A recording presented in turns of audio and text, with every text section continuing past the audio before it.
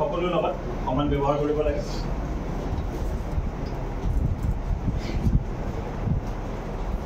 Human ৰাইটছৰ ওপৰত mainly গুৰুত্ব দিয়া হৈছে যে মানৱ অধিকাৰ যাতে কাৰো খৰ্ব নহয় আৰু টিমৰ ওপৰত বেছিকৈ গুৰুত্ব দিয়া যায় আৰু যাৰ ওপৰত অন্যায় হৈছে সেইজনে যাতে ন্যায় পায় তাৰ কাৰণে আইনত কঠোৰৰ পৰা কঠোৰতম ব্যৱস্থা লোৱা হৈছে। তাৰ কাৰণে পেনাল্টি কৰা হৈছে আৰু কিছুমান পিডি অফেন্স থাকে, সৰু সুৰা অফেন্স থাকে, য'ত আমাৰ কি হয় আগতে প্ৰত্যেকটো ষ্টেটে হয় কাৰাদণ্ড নহ'লে ফাইন। এতিয়া তাতে আৰু এটা এইটো কৰা হৈছে যে কমিউনিটি ছাৰ্ভিচ যদি কোনোবাই এইটো কৰিছে পানিছমেণ্টৰ যোগ্য হয় তেতিয়াহ'লে তেওঁ যদি পানিছমেণ্ট কম হ'ব পাৰে বা ফাইন কম হয় তেনেকুৱা ক্ষেত্ৰত কোৰ্টে ডিচাইড কৰিব যে তেওঁক যদি কমিউনিটি ছাৰ্ভিচ দিয়া যায়। ধৰি লওক কোনোবাই অলপ এইটো কৰিছোঁ এক্সাম্পল এটা ইফটিজিং কৰিছে কাৰোবাক এইটো পাইছিল তেনেকুৱা মানুহক সমাজৰ কোনোবা এটা এন জি অ'ৰ লগত আৰু বৰ্তমান এই BNSSৰ নতুন ছেকশ্যন মতেহে আমি ধৰিব পাৰিম যিটো আজিৰ পৰা সংঘটিত হৈছে আৰু কালিলৈকে কিন্তু IPCতে থাকিব।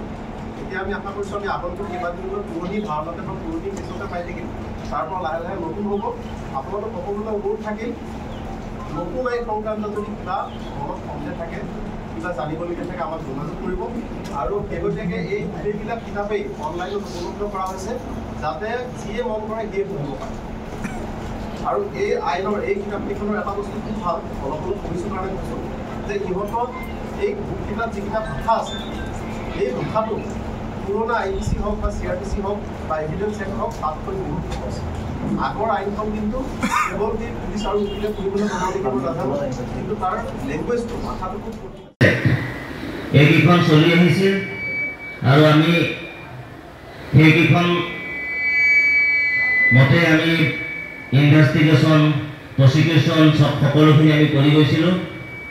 এতিয়া আজিৰ পৰা 2024 চনৰ জুলাই মাহৰ 1 তাৰিখৰ পৰা 3খন আইন বাতিল কৰি সেই 3খন আইনৰ ঠাইত নতুন 3খন আইন সংযোজন কৰিছে।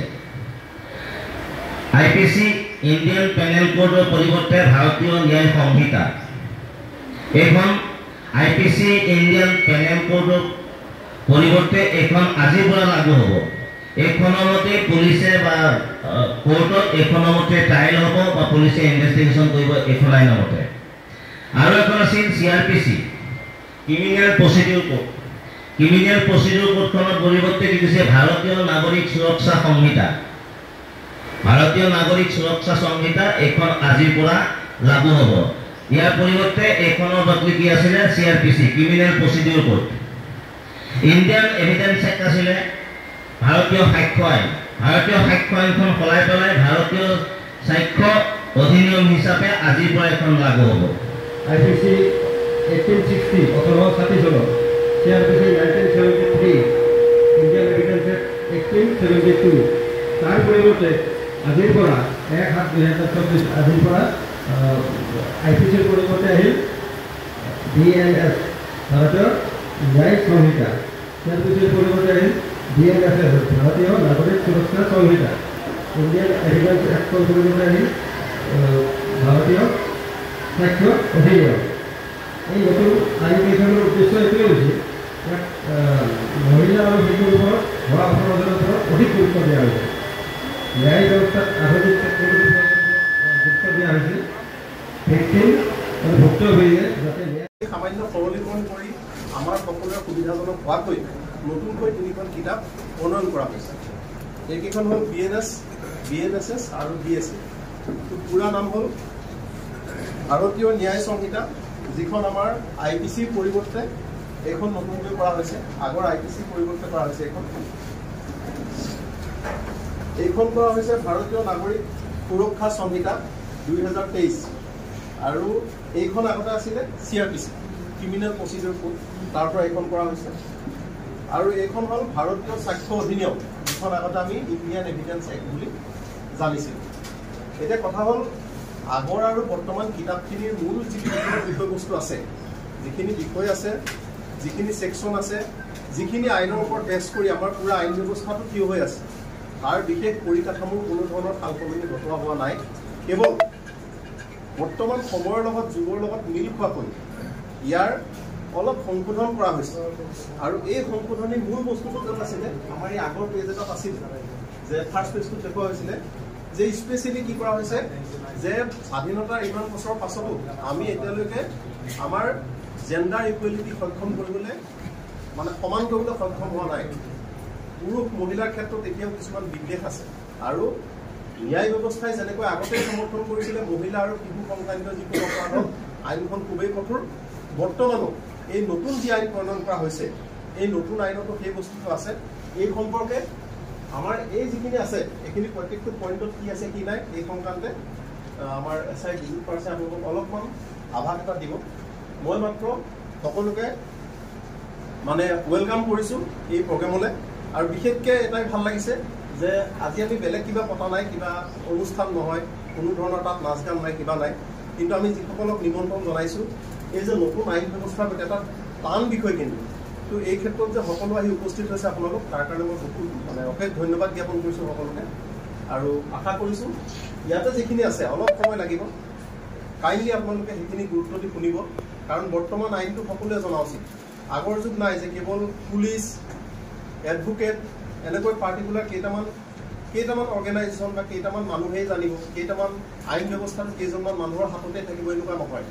শেহতীয়াকৈ কি কৰা হৈছে আমাৰ জনসাধাৰণৰ প্ৰত্যেকটো স্তৰত যাতে আমাৰ আইনখন আগবঢ়াই নিব পাৰি তাৰ বাবে চেষ্টা চলোৱা হৈছে আৰু সেই চেষ্টা ফলপ্ৰসূ হ'বলৈ হ'লে আমাৰ ইয়াত উপস্থিত থকা প্ৰত্যেকজন ষ্টেক হোল্ডাৰ আজি আমি ইয়াতে প্ৰত্যেকটো দল সংগঠনৰ আমি বিভিন্ন বিষয়ববীয়াক ইয়াতে নিমন্ত্ৰণ জনাইছোঁ।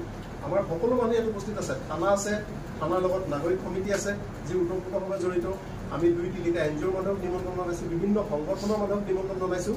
উদ্দেশ্য এটাই এই যে নতুন আইন প্ৰণয়ন হ'ল আজিৰ পৰা যিকোনো অপৰাধ এই BNS ভাৰতীয় ন্যায় সংহিতা মতেহে অপৰাধটো বিবেচনা কৰা হ'ব। যোৱাকালিলৈকে কথাখিনি বেলেগ আছিলে আৰু এটা কথা সঁচা সেইটো আপোনালোকে জানি থওক যে যোৱাকালিলৈকে যিখিনি অপৰাধ সংঘটিত হৈছে সেইখিনি আজি কালিলৈ আৰু 10 দিন পাছতো যদি থানাত আহে আমি আগৰ ধান মানে কেছ মতে ল'ম IPC মতে। কিন্তু এতিয়া যিখিনি আহিল নতুনকৈ আজিৰ পৰা যিখিনি অপৰাধ সংঘটিত হ'ব ধৰক আজি যদি চুৰি হয় আগতে আমাৰ চুৰিটো IPC 379 380 এইবিলাক ছেকশ্যনত আছিলে 457 380 আৰু বৰ্তমান এই BNSৰ নতুন ছেকশ্যন মতেহে আমি ধৰিব পাৰিম যিটো আজিৰ পৰা সংঘটিত হ'ব আৰু কালিলৈকে কিন্তু IPCতে থাকিব। এতিয়া আমি আশা কৰিছোঁ আমি আগন্তুক কেইবাদিনলৈ পুৰণি ধাৰণাতে বা পুৰণি কেছতে পাই থাকিম, তাৰ পৰা লাহে লাহে নতুন হ'ব। আপোনালোক সকলোলৈ অনুৰোধ থাকিল নতুন আইন সংক্ৰান্ত যদি কিবা মনত সন্দেহ থাকে কিবা জানিবলগীয়া থাকে আমাক যোগাযোগ কৰিব আৰু শেহতীয়াকৈ এই গোটেইবিলাক কিতাপেই অনলাইনত উপলব্ধ কৰা হৈছে যাতে যিয়ে মন কৰে সিয়ে পঢ়িব পাৰে। আৰু এই আইনৰ এই কিতাপকেইখনৰ এটা বস্তু খুব ভাল, অলপ পঢ়িছোঁ কাৰণে কৈছোঁ যে ইহঁতৰ এই বুককেইটাত যিকেইটা ভাষা আছে এই ভাষাটো পুৰণা IPC হওক বা CRPC হওক বা এভিডেন্স এক্ট হওক তাতকৈ বহুত সহজ। আগৰ আইনখন কিন্তু কেৱল সেই পুলিচ আৰু উকিলে পঢ়িবলৈ সময় নেকি মই নাজানো, কিন্তু তাৰ লেংগুৱেজটো ভাষাটো খুব কঠিন আছে, একেই ইংলিছতে লিখা কিন্তু কঠিন। কিন্তু এই কিতাপকেইখনত এই বস্তুটো যথেষ্ট সৰলীকৰণ কৰা হৈছে, খুব ভাল হৈছে, যিকোনো মানুহে পঢ়ি বুজি পাব পাৰে যে এইটো ছেকশ্যনত কি আছে বা কি হ'ব পাৰে। সভা আয়োজিত কৰি থাকিব লাগে কাৰণ সাধাৰণ নাগৰিকখিনি এতিয়াও গোটেইখিনি বস্তু বুজি নাপায় বা এতিয়াও বহুতখিনি জানিবলৈ বাকী আছে। ত' আমাৰ OC ছাৰে যিটো পদক্ষেপ ল'লে মই বহুত গৌৰৱ অনুভৱ কৰিছোঁ। মোৰ এইখন ঠাইত বহুত নতুন ডিমাণ্ড হৈছে জইন কৰা। ত' এনেকুৱা কাৰ্যসূচীবোৰ হৈ থাকিলে আমাৰ নিজৰো কাম কৰিবলৈ সুবিধা হয় আৰু জেনেৰেল পাব্লিকেও তেতিয়া বুজি পায় আৰু আমাৰো বহুতখিনি সুবিধা হয় কাম কৰিবলৈ। মানে কম আজি ভাৰতবৰ্ষৰ আইন ব্যৱস্থাৰ যি পৰিৱৰ্তনকৰণ আৰু সৰলীকৰণৰ এটা ঐতিহাসিক দিন বুলি ক'ব পাৰি যে আমাৰ নতুন আইন যিখিনি প্ৰণয়ন হৈছে ঠিক পুৰণি আইনখনেই হয় কিন্তু তাক সৰলীকৰণ কৰা হৈছে আৰু স্পেচিয়েলি চিটিজেন চেণ্ট্ৰিক ওমেন আৰু চিলড্ৰেন চেণ্ট্ৰিক কৰা হৈছে আইনখন। ইয়াৰ জৰিয়তে সমাজৰ পৰা যিখিনি মূলতঃ নতুন যিবিলাক অপৰাধ সংঘটিত হ'বলৈ লৈছে এই অপৰাধবিলাক নিৰ্মূলকৰণত যাতে আৰক্ষীৰ সুবিধা হ'ব পাৰে, জনসাধাৰণৰ সুবিধা হোৱাকৈ যাতে আমি আইনখন আগবঢ়াই নিব পাৰোঁ তাৰ ব্যৱস্থা কৰি নতুন আইন প্ৰণয়ন কৰা হৈছে। জনসাধাৰণক সজাগ কৰিবলৈ আজি অসমৰ প্ৰত্যেকখন থানাত এনেদৰে ব্যৱস্থা গ্ৰহণ কৰা হৈছে। আমি জনসাধাৰণ বিভিন্ন দল সংগঠন বিভিন্ন NGOৰ সকলোকে নিমন্ত্ৰণ জনাইছোঁ। আমি চেষ্টা চলাইছোঁ যাতে জনসাধাৰণৰ ওচৰলৈ আইন ব্যৱস্থাটোক আগবঢ়াই নিব পাৰি, জনসাধাৰণ যাতে সহজে আইনী প্ৰক্ৰিয়াবিলাক বুজি পায় আৰু তাৰ জৰিয়তে তেওঁলোকে যাতে যিটো জাষ্টিছ এই জাষ্টিছটো পাবলৈ যাতে সক্ষম হয়। স্যার নতুন মহিলাৰ ক্ষেত্ৰত কি আইন আহিছে স্যাৰ কেইখন আইন মহিলাৰ ক্ষেত্ৰত যিটো আমাৰ মহিলা আৰু কিশোৰ অপৰাধৰ ক্ষেত্ৰত নতুনকৈ 37টা ছেকশ্যন সংযোগ কৰা হৈছে ইয়াতে বিভিন্ন ধৰণৰ সৰু সৰু পইণ্ট আছে যেনেকৈ আগতে কিছুমান অপৰাধৰ ক্ষেত্ৰত বেলেগ বেলেগ ভাগ কৰা হৈছিলে বা অপৰাধটো বুজিবলৈ আমাৰ বিশেষকৈ জাষ্টিচ দিবলৈ কোৰ্টত অসুবিধাজনক হৈ আছিলে সেই বস্তুবিলাক সৰলীকৰণ কৰা হৈছে সেই বস্তুবিলাকত প্ৰয়োজনীয় পদক্ষেপবিলাক যোগ দিয়া হৈছে এজন ভিক্টিমে যিখিনি তথ্য আগতে থানা বা আদালতৰ পৰা পাবলৈ সক্ষম নহৈছিলে সেই বস্তুবিলাক এতিয়া সহজতে পাব পৰা কৰিছে আজি এজন ভিক্টিমে বা এজন গোচৰীয়াই তেওঁৰ তদন্তটো কিমান আগবাঢ়িছে এই সকলোবিলাক পৰ্যায়ক্ৰমে তেওঁ পৰ্যবেক্ষণ কৰি থাকিব পাৰে এনেকুৱা এটা পৰ্যায়লৈ আইনখনক অনা হৈছে